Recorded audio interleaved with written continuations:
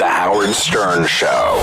When you got cast in Friends as Phoebe's boyfriend and then husband, that's got to be a huge role too, right? I mean, that's a huge deal. It was that show, probably in terms of recognition, even more so than Clueless. Oh, more still to this day, more than anything. And I kind of realized that at the time, but I never thought I'd be on that show. I was only supposed to do 1 or 2 episodes. And then what happened? They liked what you did, and they were just like, we have another idea for next week, or can you do it? And I was like, yeah, absolutely. But I never, that whole experience was just strange because it was, nearing the end of its run.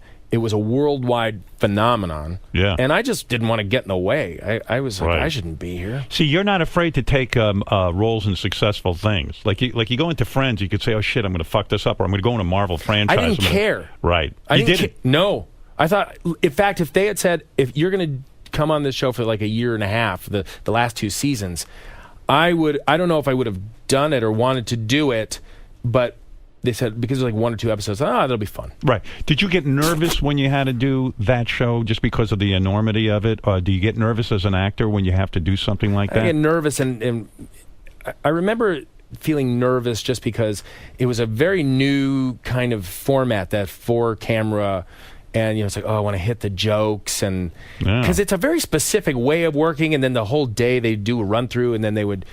I just remember thinking, oh, this is a very strange when you feeling. shoot Friends, it's not like shooting a film. You're shooting it. They almost do it like a little play. And people always say, oh, you'll like it because it's like doing a play. And then I go, and then I did it. I was like, no, it's not. Why is it not like a play? Because you do it over and over.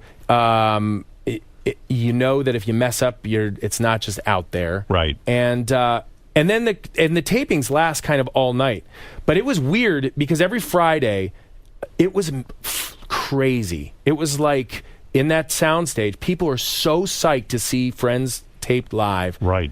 And they're so excited to see the 6 of them that I remember just going like, "Whoa, this is strange." It's like a Beatles concert. It was like a Beatles concert. Yeah, it's crazy. Yeah. And I guess you're the guy who says, "Hey, I'm the new guy. I could fuck this up," and I don't want to fuck up their it's like chemistry. I'd have 1 or 2 things. I'm just going to hang back. I don't want to get in the way. No one's tuning in to this show to watch Mike Hannigan. Yeah, but it's also kind of thing too. They have a way of doing things, and then you got to step in all of a sudden and get into their rhythm, and it's got to be a little bit awkward. Right. Well, I will say they were so cool. All of them. Nice to you. Really, really nice and really welcoming, and not like competitive or just or kind of like, oh, this is our show, you're the new kid. Like, everyone was really, really super cool. There's no hazing incidents. None of it. Everybody was great. When you have to go in and memorize a script like that, do they change it up on you as like a Friday approaches and you're going to tape? Are the writers constantly tweaking your lines? Constantly. And that must throw you, right? Because you learn the thing and then all of a sudden everything gets changed. Well, I mean,